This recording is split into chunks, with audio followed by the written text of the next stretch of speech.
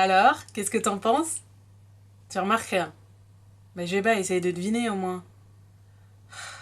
J'ai changé de lunettes. Ça se voit, non?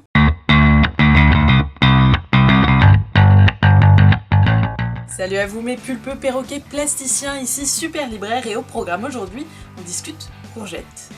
Ouais.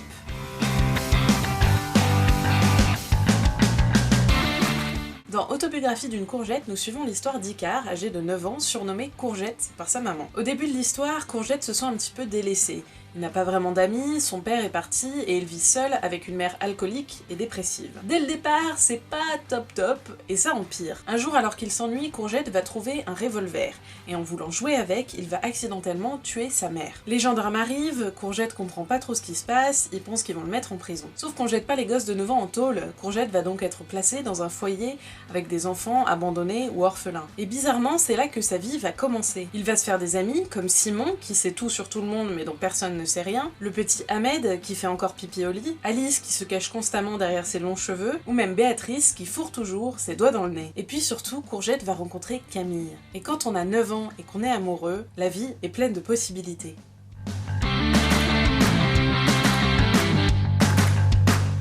Une des grandes qualités de ce roman, ce sont les personnages. Il y a les enfants qu'on a tous envie d'adopter et qu'on aimerait pouvoir réconforter, parce que si on ne connaît pas tous personnellement des enfants qui sont en foyer, c'est quelque chose qui arrive tous les jours, donc ça nous touche forcément. À travers chacun d'eux, l'auteur aborde des drames qui sont trop courants, les enfants abandonnés, les enfants orphelins, ou même les enfants battus. Et pourtant, ils restent des enfants, ils ont cet espoir fou et ce besoin de joie de vivre qui leur sont propres et qui réchauffent le cœur. Il y a aussi un cast d'adultes très émouvant. Les éducateurs, comme ils les appellent, sont des gens qui donnent leur quotidien, leur vie, à aimer des enfants que personne d'autre n'aime. Que ce soit Courgette, Alice, Camille, Béatrice, Simon, Julien, Paul, Rosie, ce sont tous des personnages qui sont réels dans mon cœur et qui existent dans ma tête.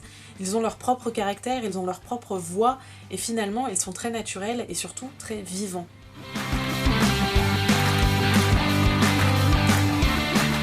L'auteur écrit comme un petit garçon de 9 ans et il le fait bien. Ce n'est ni cliché, ni faux, ni superficiel. Il écrit sur ce que c'est que d'être un enfant dans un monde d'adultes et c'est une thématique qui me touche particulièrement. Parce que là où on a tendance à dire que les enfants ne comprennent pas tout ou alors qu'il faut les surprotéger, moi je vous le dis direct, les enfants comprennent tout. Alors parfois ils n'ont pas les bons mots pour l'exprimer, mais les enfants comprennent tout. Ils ressentent tout ce qui se passe autour d'eux et à un moment il faut arrêter de les prendre pour des demeurés. Dans le résumé de cette édition, donc chez J'ai lu, ils écrivent ceci. Courgette pose avec une naïveté touchante son regard d'enfant sur un monde qu'il découvre.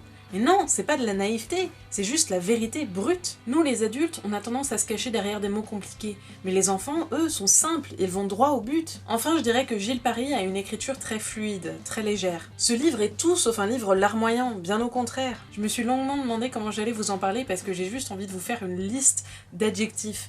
C'est drôle, bouleversant, émouvant, touchant, grinçant. Pour moi, c'est un rayon de soleil, ça sent l'été, la peau qui bronze, la mer, l'herbe fraîchement coupée, c'est que du bonheur. Mais pour vous, une liste subjective, ça veut pas dire grand-chose. Alors je préfère vous lire un extrait pour vous donner un avant-goût de la tonalité du livre. Camille et Courgette sont à la fête foraine avec un adulte qui s'appelle Raymond.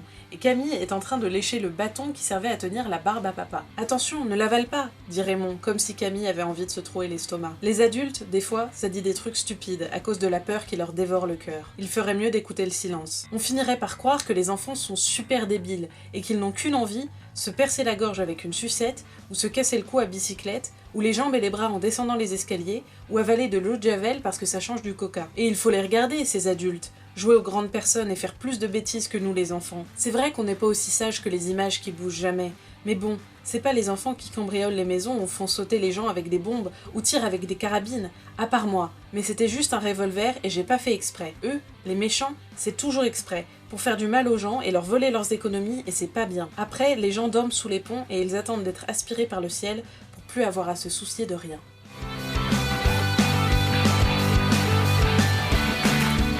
En bref, une histoire en forme de rayon de soleil, des personnages qu'on a envie d'adopter et une écriture au réalisme touchant. Ceci est mon journal intime de l'année 2010. J'ai un petit coup de vieux. Le 16 avril de cette année-là, il s'est passé quelque chose de très important. Je me suis rendue dans une librairie et au hasard des rayons, je suis tombée sur un livre au titre intrigant, Autobiographie d'une courgette. Et depuis, chaque année, sans exception, je me replonge dans ce roman. Si j'ai décidé de vous en parler, c'est que la semaine dernière, je regardais les informations et je suis tombée sur un reportage sur le festival de Cannes. Il parlait d'un un film d'animation réalisé en stop motion qui s'intitule Ma vie de courgette. Un de mes livres préférés a été adapté au cinéma et je n'étais même pas au courant. C'est fou! Je n'ai qu'une chose à vous dire, le film sort au mois d'octobre, vous avez donc 5 mois pour vous procurer le livre et le lire, c'est de la balle! Je vous quitte pour aller faire mumuse avec mes nouveaux cheveux. N'hésitez pas à partager un de vos livres préférés dans les commentaires, à liker, à partager, à vous abonner. Je vous dis à très bientôt et en attendant surtout, culturez-vous!